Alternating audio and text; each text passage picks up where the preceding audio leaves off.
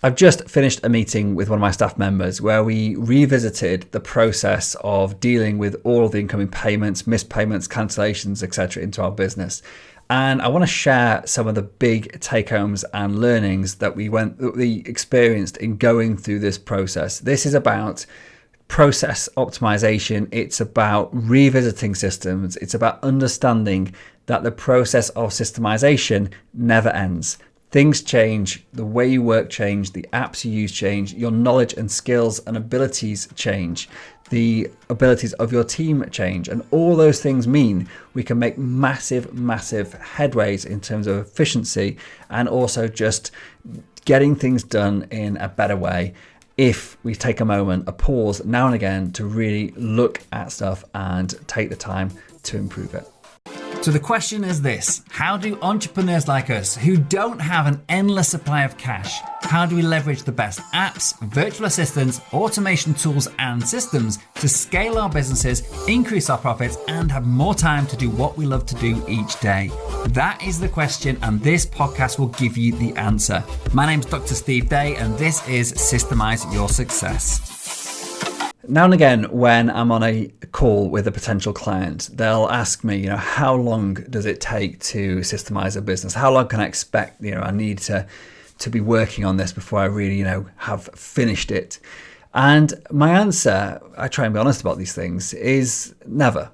You will never finish the job of systemizing your business because things change. The apps that are available, the apps that you use, like your knowledge, etc., they change all the time. And so in order to keep efficient and competitive and actually just for your business to keep functioning in the modern world, you have to be constantly updating what you're doing. Unless your business is super simple, totally static and not growing, you are constantly in the process of creating either new systems or going back and revising old systems to make them more efficient.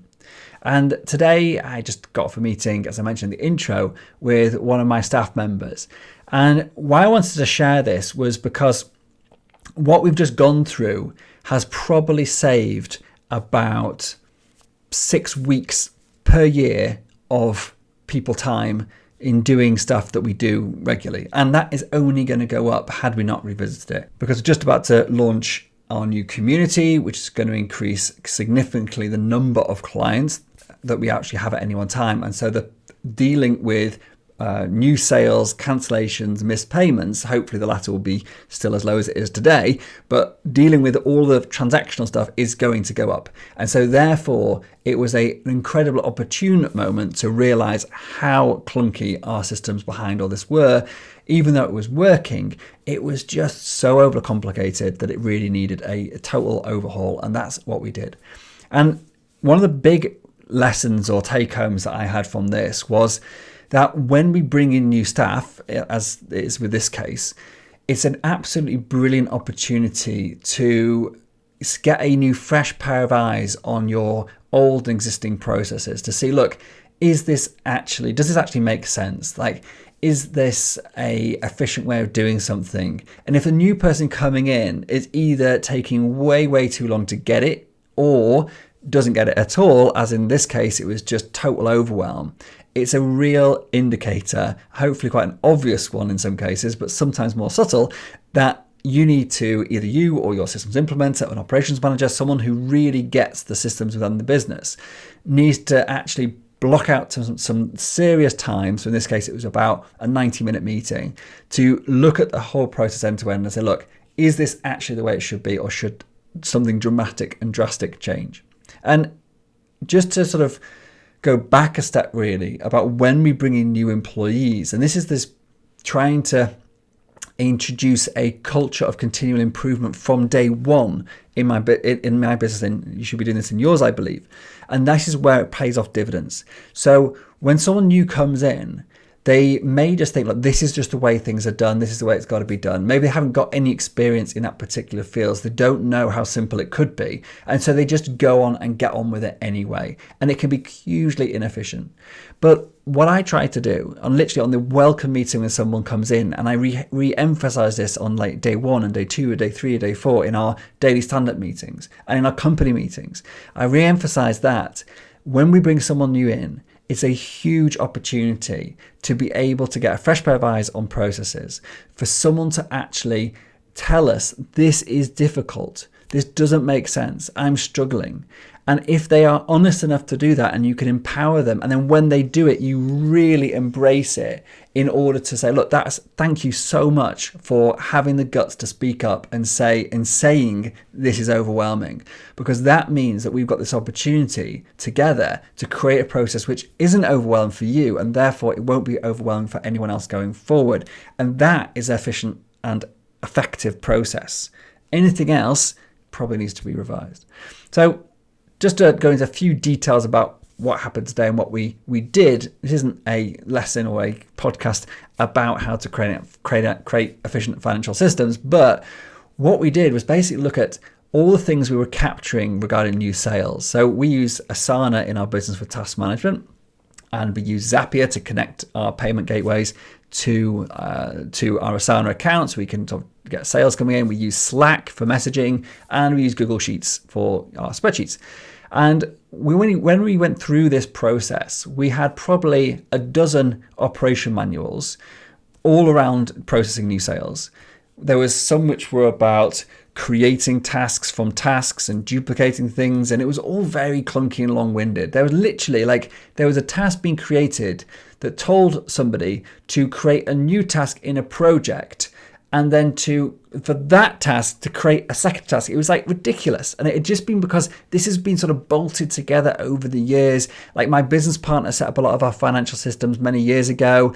Then I had people staff members come in and take them over. That was handed over from one person to the next. And I don't think anyone's really sat down and looked at this stuff for maybe 5 years. And so it's just been bolted to and added on with new ideas and new people coming in. And rather than actually saying, look, what is the actual outcome here? What do we need in order to get the results we want? We've just sort of cobbled stuff together. And this is just the reality of it. And I'm sure you're going to have processes in your businesses that are similar, that haven't really been looked at for a long time, but probably should. And thinking about the core processes in your business, start there. Financial, your financial receivables is a pretty core process. So actually, if that isn't super efficient, you could probably make savings just looking at this specific case. And in our example, we were capturing data that was never looked at. We had a spreadsheet which was full of all our sales data, which I didn't even know existed until I did this process, because all my sales data goes through my Stripe account. So I can see it all there. It's all linked into my Xero account. I have no need for another spreadsheet. That's triplication, actually quadruplication, because I actually get it in my payment checkout system as well. And so I literally got the same data in 4 places, and 3 of them I can't do anything about because that's just the apps that I use. But I was also creating a spreadsheet full of this stuff. I've never looked at it. I didn't even know it existed. So that's gone. There was a project which all the new sales came in, and the only purpose of that project was for somebody to go and create a matching task in another project.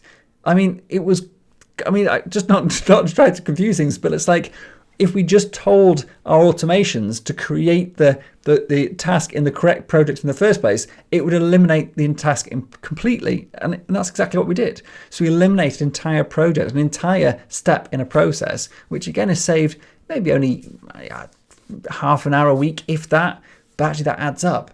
Now, 10 minutes a day, when you add it up over the course of a year, it adds up to about 40 hours of working time. So we're talking some of the region 30 hours of work saved just from that one realization alone. And there's some other wins along the way.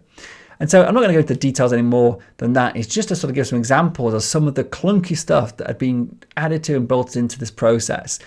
And the ultimate goal of this was to do some really simple things. One, it was to track sales so we can make sure that we pay our affiliates and referrers their due commission. There's no other reason that we need to actually track sales in our pipeline, because our onboarding is all automated.